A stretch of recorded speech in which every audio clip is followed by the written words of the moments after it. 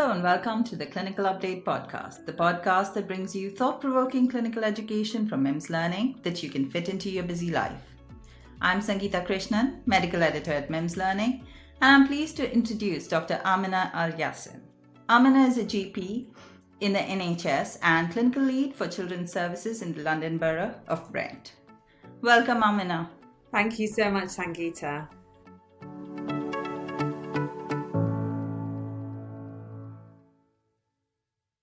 Would you like to tell us a little bit about how you developed your interest in children's mental health? Before becoming a GP, I was a pediatric trainee. So I would say I've always been really interested in children. And then on becoming a GP, I think I became really interested in all the factors that impact someone's health. And as we know, those are often more social and psychological and community-based than they are biological. And so my interest in mental health started to grow. And I was really lucky in that at the time that I was CCTing, there was the SPIN fellowship program. So a post-CCT fellowship enabling GPs to develop an area of special interest. So I approached our local CAM service and took it from there. From your experience, could you just paint a picture of what adolescent mental health looks like today in the UK? Yes, I'd say that the picture is one that will be very familiar to GPs, to teachers, even to families and community members. And that is that over the last few years, there has been an increase in the number of diagnosable mental health conditions in children and young people. And there is definitely a feeling that mental health concerns are rising and increasing. And that as GPs, I think over 80% of GPs report that they are seeing more children and young people's mental health presentations now than they were a few years ago. There are lots of statistics around this. So I remember a few years ago, we used to quote that 1 in 9 children have a diagnosable mental health condition. And then it moved to 1 in 6. And the latest figures are 1 in 5. So there really is a palpable increase in the levels of mental health concerns amongst children and young people. And there are lots of reasons that are given for this, but there's definitely a huge role for the COVID pandemic and the impact that had on our young people. Among adolescents, is there a particularly vulnerable age group that you would say is affected more than the others? It's a good question. So adolescence itself is a roughly defined age group from about 10 to maybe even to the early 20s. It's a time of really rapid change, biological change, pubertal change, hormonal change, and also lots and lots of brain development. So it is a time which is critical. And if you are to look at adults who have established mental health conditions, about 50% of those conditions started before the age of 14. And about 75% of them would have started before their mid-20s. And so this time period, that sort of 10 to early 20s, does seem to be a really important time period. But of course, we also know that the early years are really important as well. And there's a huge focus on what they now call the first 1,000 days, which are the pregnancy period and the first 2 years of life. We often don't really think of babies as having mental health, but they do. And their early life experiences really shape a lot of their future well-being. And so, I would say that there's almost these two really critical periods, those very early years and then that adolescence age period as well. It's really interesting that you should say that the first 1,000 days or like maybe the first 3 years or so is formative to the point where it shapes mental health, and as mental health is a consideration in infants as well. So is it epigenetics? Is it societal parenting? Is it breastfeeding? What would you say is a factor for those first few years of life? The answer is not going to surprise you, and I'm going to say it's a combination and it's multifactorial. But really, the thing we like to really focus on or pay a lot of attention to is those early attachment experiences in young children. And so attachment is that special bond that develops between a young child and their primary caregiver or multiple caregivers. And that's really their first experience of a relationship. And in many ways, it sets their sort of blueprint for future relationships as well. And so providing support for that attachment relationship is really, really important. And that's why even as GPs, perinatal mental health is such a focus for us and so important for us, because we know that the human baby is probably the least independent of any mammalian baby, and they are completely dependent on their caregiver. And so if the mom, if the dad, if the adopted, whoever the caregiver is, if they are struggling with their mental health, that's going to have an impact. And so we really want to focus on the mental health of that whole unit surrounding the child so that they can be as healthy as possible early on. What would be the most vulnerable age group within adolescence, and what can GPs do to help them? I think it's a hard question to answer. Part of it is going to be very individual. These hormonal and pubertal changes take place on different timelines for different young people, so that will be one thing. The other one is the key transition stages that young people go through at this time. So they will be going through that transition, be it from primary school to secondary school, or from secondary school to college or to university or to the workplace. Those are times where many young people feel that their well-being can be affected. So I'd say that it's a different timeline for everyone. But the principles are the same, which are that if you want to provide, let's think about ourselves now as GPs, if you want to provide good care for adolescents, there are a few principles that are really important. One of them, it might be obvious, but it actually is so often missed, and that is ensuring that they can access us. GP access is a really big discussion, but I think it has a special flavor when it comes to adolescents. Can a 15-year-old book an appointment easily with their GP if they need to? Some surgeries, some practices are e-consult only, and some e-consult programs don't allow you to fill it in if you're below 16. So really thinking about, are we enabling these adolescents to access us if they need to? The second thing to think about is when they are with us. Are we giving them clear signals and clear information about consent and confidentiality and what they can expect? The third really important one is to respect their growing independence. And so my usual practice is, whenever I see an adolescent, to offer them to see me alone. I offer it, but I do strongly recommend it, is to offer that they have time alone, even if a caregiver has brought them along, to ask the caregiver to step away or sit back in the waiting room for a few minutes, just so that they're able to have that time to themselves. And also to be really careful about our record keeping and about who we are communicating with.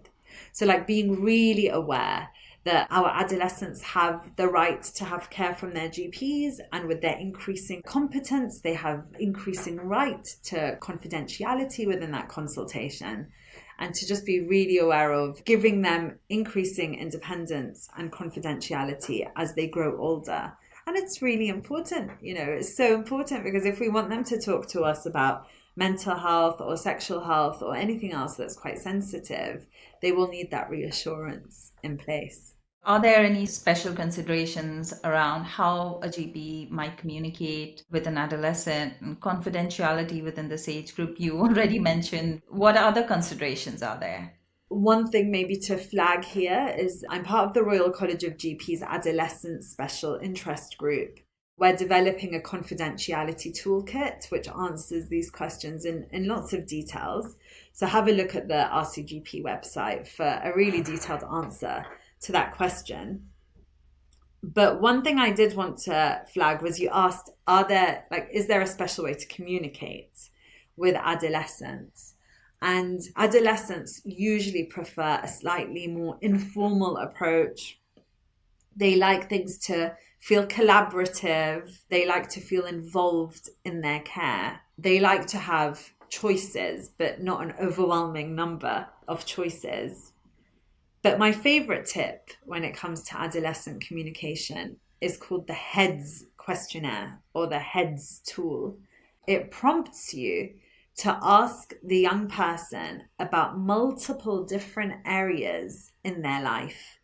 And it starts from the subjects that are a little bit easier and less sensitive. So, for example, H stands for home, E stands for education, etc. And you're asking them who lives with you, how's school going, etc. And it builds all the way up to the S's, which are about safety, self-harm behaviors, for example, suicidal ideation, and then another S for sex, so whether they're sexually active, how safe they feel in those relationships, if they are protected. Another S has been recently added for social media use. So it's the HEADS tool or the HEADS questionnaire is a really great sort of semi-structured interview that you can use with an adolescent to make sure that you've considered their life as a whole.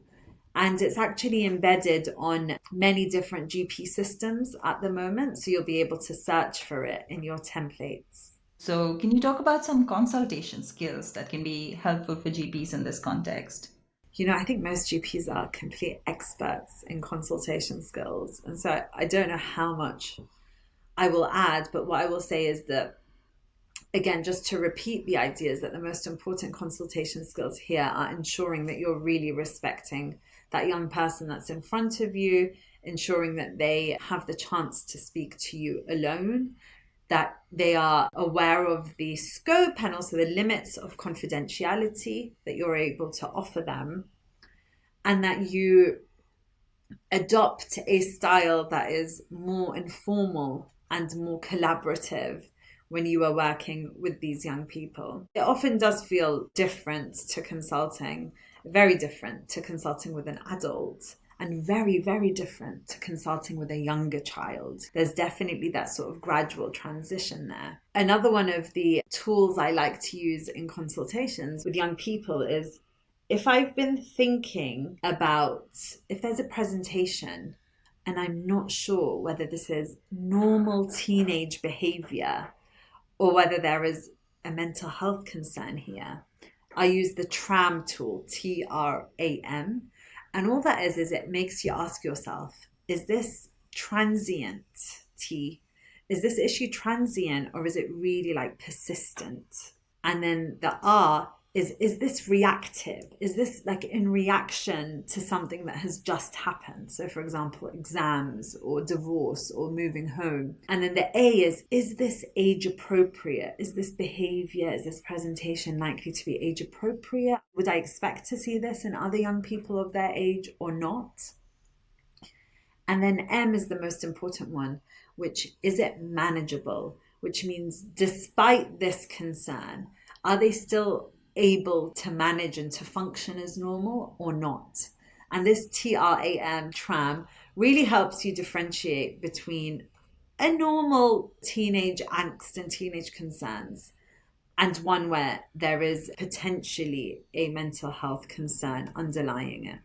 That sounds really useful. Even as a parent, I'm making notes of all of the things that you're saying.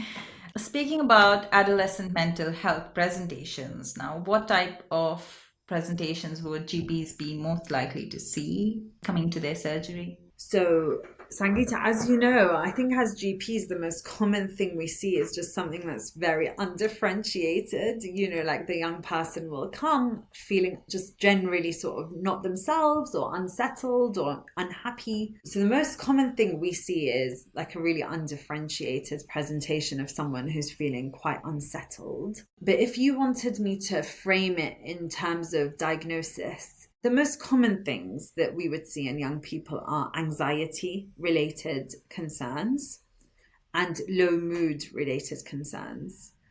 And I would also say that concerns around self-harm are also commonly seen, as are concerns around eating and wondering whether there may be an eating disorder in the picture. So those are what I would say are the four most common things that we'd see. These are the these are, as I said, this is if you want to frame it as a diagnosis. But if we want to step away from that medical model for a moment, the things that probably cause a lot of angst in our young people are often a mixture of like social, biological, and psychological at the same time. And so you'll see lots of concerns that may be stemming from school, be it related to bullying at school or cyberbullying or peer group pressures or friendship concerns. There are also lots of presentations that are related to home, be it domestic abuse at home, be it high levels of conflict at home, be it financial pressures. There's so much inequality in society at the moment, and that could be something that is greatly impacting on our young people's mental health. We know children who are living in poverty are more likely to suffer from mental health issues than others. What you would most likely see as a GP is a combination of all of this.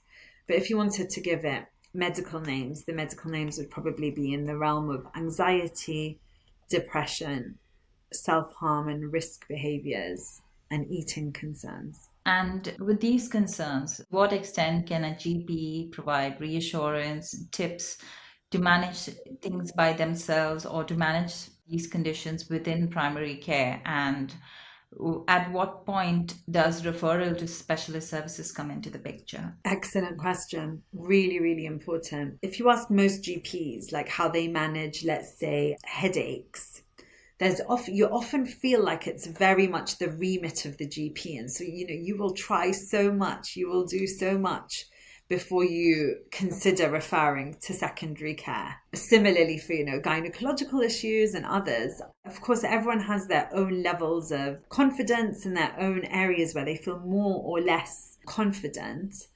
But I would say that in general, in child and adolescent mental health, it's probably an area where confidence levels in general may be a little bit lower, or the perception of risk in these scenarios is quite high.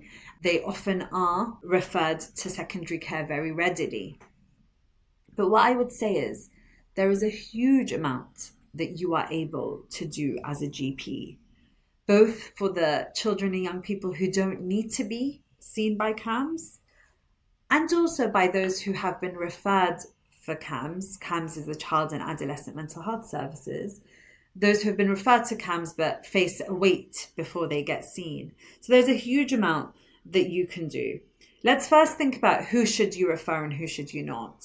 And then we'll think about what you can do if you're not going to refer or if you're waiting. There are some black and white rules which we're all really familiar with. If there are concerns around suicidality, if there is a new onset of a psychosis, if there is increasing risk, increasing self-harm behaviors, if there are concerns around an eating disorder, these areas are very much the realm and the remit of secondary care mental health services. And so these are cases where you would refer, and of course the urgency of your referral would depend on your risk assessment. There are some cases where you may or may not refer. You may feel able to manage in the community, or you may feel like you need to refer, and that will depend again. So let's say if a child is suffering from anxiety or from low mood, whether or not you refer to secondary care is going to depend on lots of things.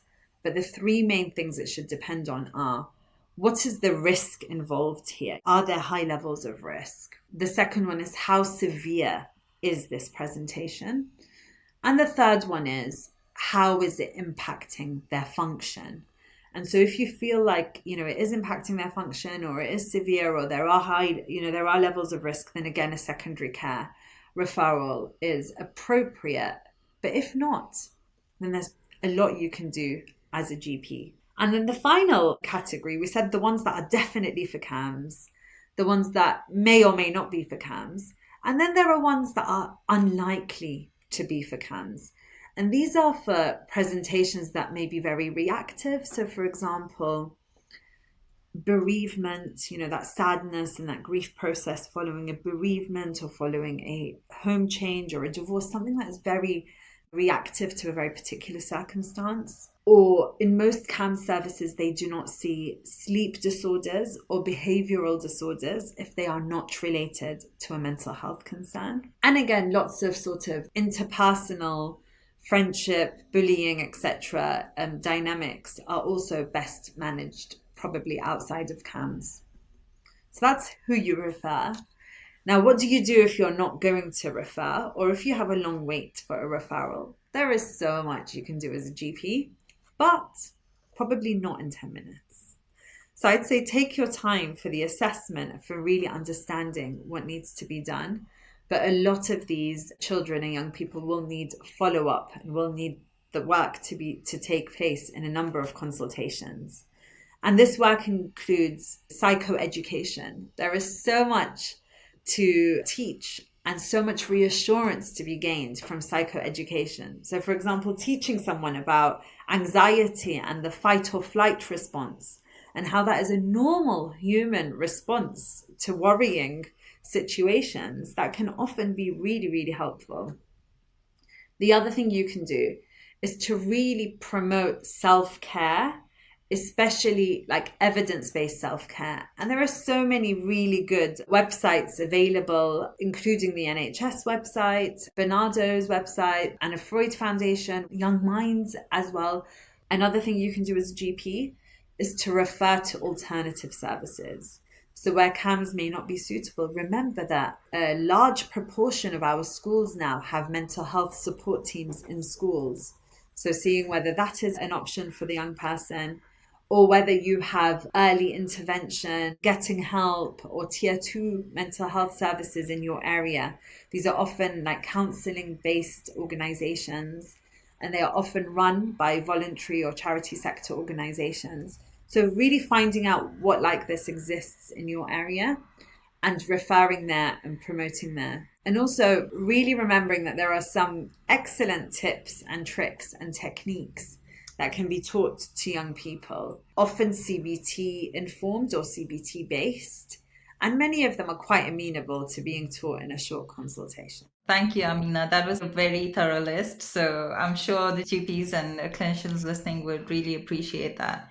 Moving on, what would get your alarm bells ringing if you have an adolescent in front of you and they're talking about their mental health, or you pick up something? What is it and how would you deal with that? There are some things that clearly would get your alarm bells ringing. And this is, if the young person is talking about suicidal thoughts, especially if they are persistent, especially if they have moved on to the stage where they are having intention or having plans, that's a huge red flag. It's also, of course, a red flag or a risk factor if you know that this person has attempted suicide before or has had significant self-harm before, or if there is a family history of suicide or significant self-harm. That's a really, really big red flag, of course. Other red flags are, again, self-harm is very prevalent in young people, but if it's increasing, if the methods are becoming more violent, if you get the sense that the protective factors are not as strong, and by that I mean they don't really feel like there's anyone that they can talk to, and they don't really feel like they've got that sort of strong support network, if they feel that other things in their life are starting to go really badly as well, you start to worry about this young person who is in distress and alone. Those are where it comes to risk. And of course, each condition in itself has its own red flags and its own alarms. So for example, if we're talking about eating disorders, as you know, they have the highest risk of morbidity of any mental health disorder. And they have very particular red flags, but they're based on physical examination, the rate of weight loss, the pulse, the temperature, the absence of menstruation, etc. So there are really specific examination you need to do. And I would recommend that GPs check out the Healthy London Partnership website, because it's got a really great one-page resource for GPs on that. So yeah, those are the red flags. But what I would say more than anything else is, as GPs, we are expert pattern recognizers. You see thousands of patients, and your gut feeling, therefore, is a really, really important tool. And sometimes there may not be any objective red flags, but sometimes your gut just tells you that there's something worrying. I respect that, and I think that's an important voice to listen to. And what should you do if you have found any of these concerns? It may depend from area to area, but in general, what you should do if you have a very urgent mental health concern is either consider going to A&E, okay? In some areas, they have crisis cafes or like a crisis alternative to A&E. So either going to A&E or your crisis alternative in your area, or speaking to CAMS, the duty practitioner. Like every CAMS service will have someone who is on call that day, the duty clinician, and you are able to lift the phone and talk to them and inform them of your concerns, and they should triage and be able to tell you again whether you should be going to A&E or whether an alternative course of action is recommended. But yeah, listen to your gut. If you feel worried, take it seriously. Give that young person the time to talk and to really do a bit of an assessment. Document it carefully, and then seek help as urgently as you feel is necessary, be it via A&E or the crisis pathway or via your duty clinician in your local CAMS service. Great. Thanks, Amina. I think it's really valuable for a GP to listen to their gut. Like you said, you recognize patterns and you know exactly what's going on, even though you can't put your finger on it because you're picking up on it somewhere. So another question is, so many of our listeners, including me, we are likely to be parents. I have an 11-year-old at home. So I would like to know your thoughts on, can you talk about some of the factors that are important for mental well-being in an adolescent? Yeah, no, that's a great question. And yeah, I've got two adolescents at home, and a child in the first 1,001 days. So I feel like mental health and how to grow healthy, happy humans is a really important subject. One of the most protective factors for young people is being able to have emotional expression and to speak about their feelings. So that sort of emotional literacy is really important. And one of the best ways to teach that to our young people is through role modeling in a contained and mindful way.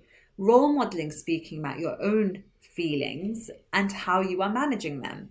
And again, of course, as I said, in a mindful way. So we're not going to be oversharing or overburdening our children with our feelings, but we might say things like, I'm speaking on a podcast later this afternoon and I'm feeling a little bit nervous about it. I know I'm nervous because my heart starts to go really racing and it goes all funny, and like sometimes I feel like I can't remember things. But so what I'm going to do is before I start that podcast, I'm just going to sit down and do some really nice quiet breathing. You're talking about yourself, but what you're actually doing is you're teaching them those words and you're teaching them those concepts, and you're saying it's okay to feel this way.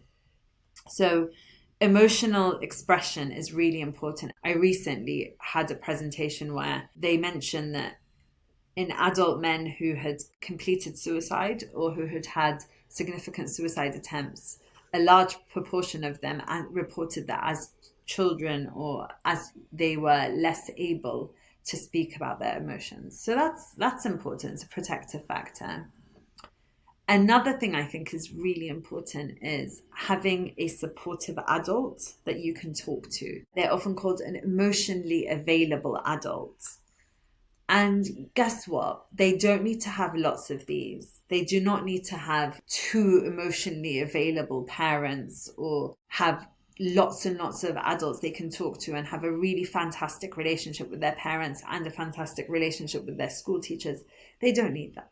What they need, because not everyone has that, what children and young people need is at least one emotionally available adult in their life that they can talk to. And that could be someone at home, it could be someone in the extended family, it could be someone from school. It doesn't really matter who.